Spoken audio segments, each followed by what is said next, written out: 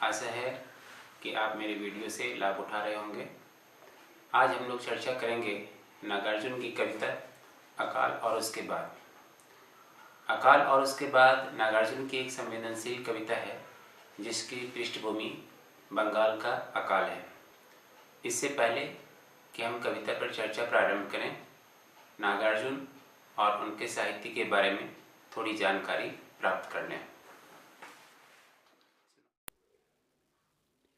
हिंदी के सुप्रसिद्ध कवि नागार्जुन का जन्म बिहार राज्य के दरभंगा जिले के तरौनी नामक गांव में हुआ था। इनका जन्म सन 1911 में ज्येष्ठ पूर्णिमा के दिन हुआ था। नागार्जुन का पूरा नाम या मूल नाम वैद्यनाथ मिश्र यात्री है। जब इन्होंने बौद्ध धर्म ग्रहण किया उसके बाद से इन्होंने अपना नाम बदलकर नागार्जुन रख लिया। मैथिली में इन्होंने यात्री के नाम से ही लेखन का काम किया। नागार्जुन ने हिंदी साहित्य को अनेक कालजयी रचनाएं दी है, जिनमें उपन्यास भी हैं, कविता संग्रह भी है, खंड काव्य भी है और मैथिली में कविता संग्रह के साथ साथ मैथिली उपन्यास भी है और एक संस्कृत काव्य भी है।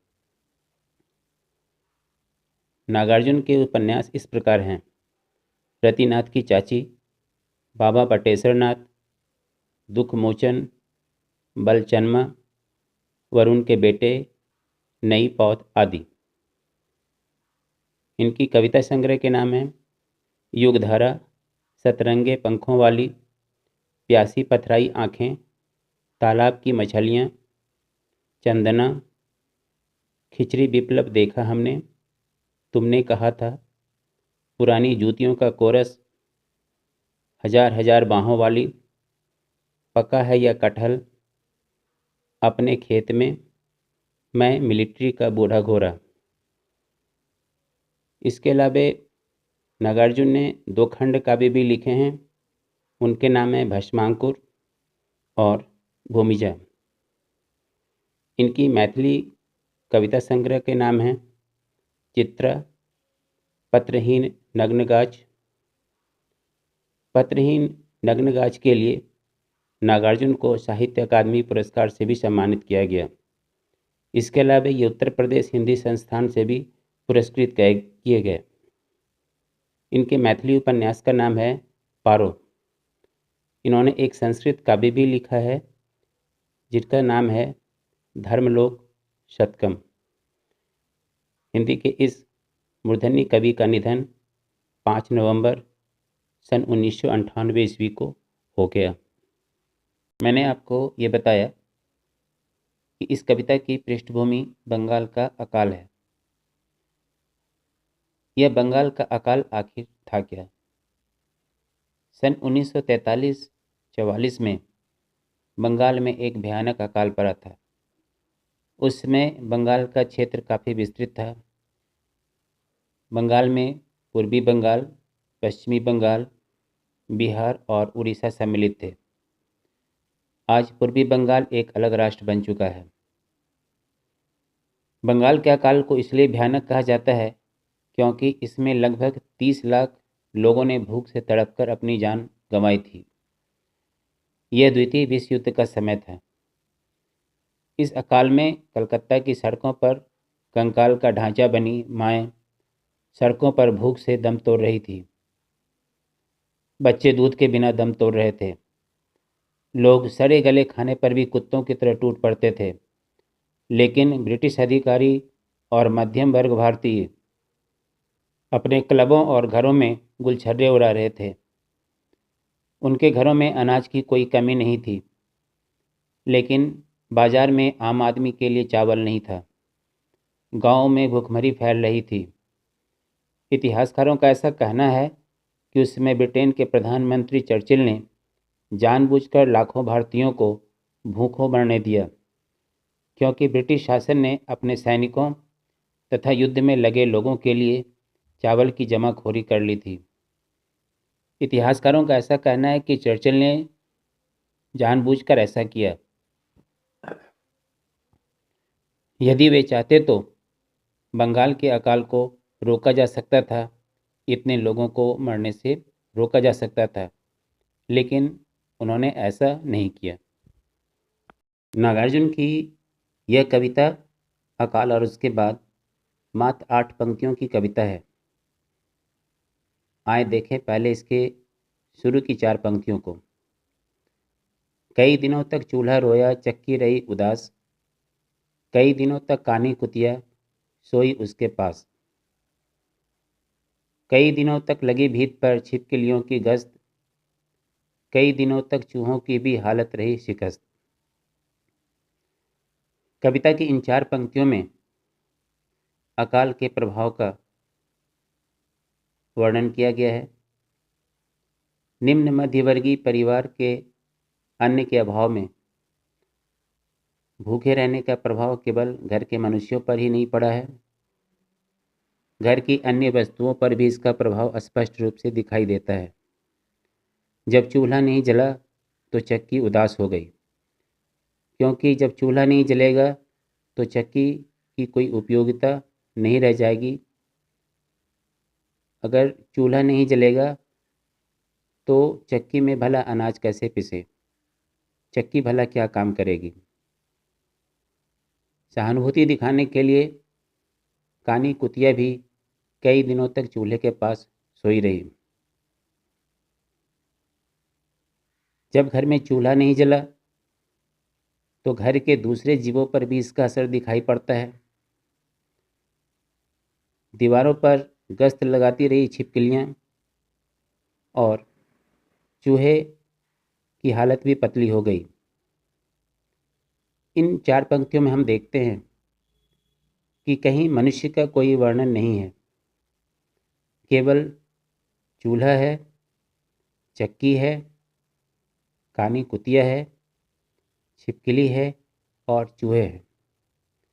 इस कविता में, या यूँ कहें कि इस कविता की इन पंक्तियों में, इन 4 पंक्तियों में मनुष्य नाम का कहीं कोई जीव नहीं है, अकाल का कोई वर्णन नहीं है, भूखे मनुष्य का कोई वर्णन नहीं है। फिर भी बगैर किसी मनुष्य का वर्णन किए नागार्जुन ने अकाल की भयावहता को इन सब के माध्यम से बिल्कुल स्पष्ट कर दिया है। अकाल का प्रभाव केवल सजीव पर भी नहीं, निर्जीव पर भी स्पष्ट रूप से दिखाई दे रहा है।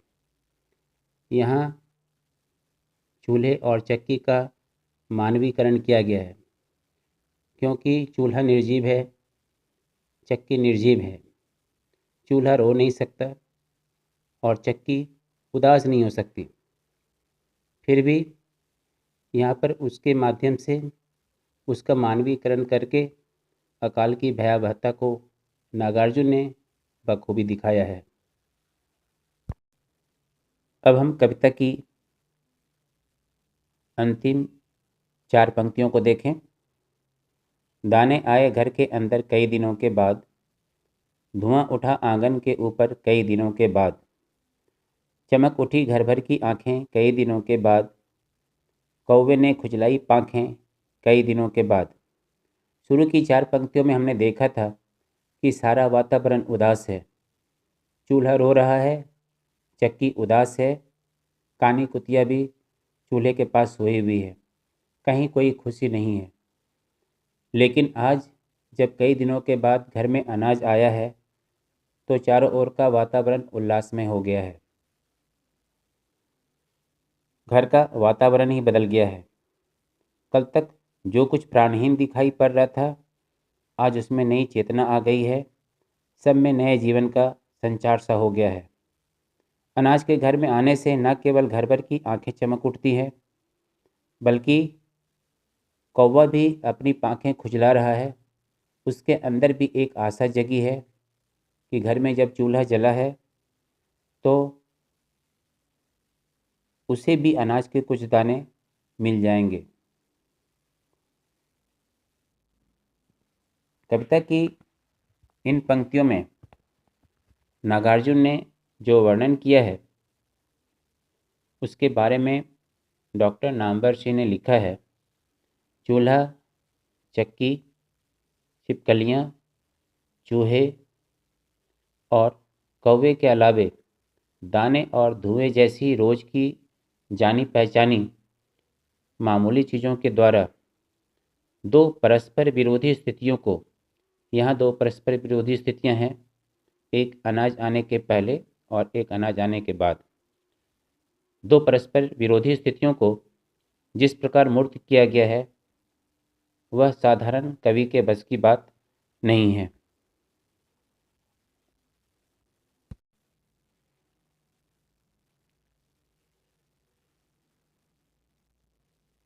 नागार्जुन ने इस कविता में जो सवाल उठाया है, प्रेमचंद ने भी इस सवाल को अपने मंगलसूत्र नामक उपन्यास में उठाया था। उन्होंने लिखा है, क्यों एक आदमी जिंदगी भर कड़ी मेहनत करके भी भूखों मरता है और दूसरा आदमी हाथ पांव ना हिलाने पर भी फूलों की सेज पर सोता है। बुद्धि जवाब देती है, यहाँ सभी स्वाधीन हैं, सभी आज़ाद हैं, सभी को अपनी शक्ति और साधनों के हिसाब से उन्नति करने का अवसर है। मगर शंका पूछती है, सबके पास समान अवसर कहाँ है? बाजार लगा हुआ है, जो चाहे वहाँ से अपनी इच्छा की चीज़ें खरीद सकता है, मगर खरीदेगा कौन? खरीदेगा तो वही जिसके पास पैसे हैं, और जब सबके पास पैसे नहीं हैं तो सबका बराबर अधिकार कैसे माना जाए? यहाँ पे एक बड़ा सवाल यह भी खड़ा होता है कि सबके पास पैसे क्यों नहीं हैं और सबके पास अनाज क्यों नहीं है? नागार्जुन ने जब यह कविता लिखी थी, यह सवाल तब भी प्रासंगिक था और आज़ादी के इतने वर्षों के बाद भी यह सवाल उतना ही प्रासंगिक है। अभी मैं आपके साथ नागार्जुन की कविता अकाल और उसके बाद पर चर्चा कर रहा था। मैं समझता हूँ कि इस चर्चा से आपको अवश्य लाभ पहुँचेगा। इस कविता की संवेदनशीलता को आप अच्छी तरह से समझ पाए होंगे। इसके बावजूद इस पाठ से या हिंदी के किसी भी पाठ से अगर आपके कोई सवाल हो तो आप मेरे कमेंट बॉक्स में ज़रूर डालें। मैं आपसे यह भी अनुरोध करता हूँ कि कृपया मेरे इस चैनल को सब्सक्राइब करें और दोस्तों के बीच शेयर करना ना भूलें, ताकि आपके मित्र भी इस वीडियो से अधिक लाभ उठा सकें। अगले वीडियो में मैं फिर आपसे मिलूँगा। तब तक के लिए धन्यवाद।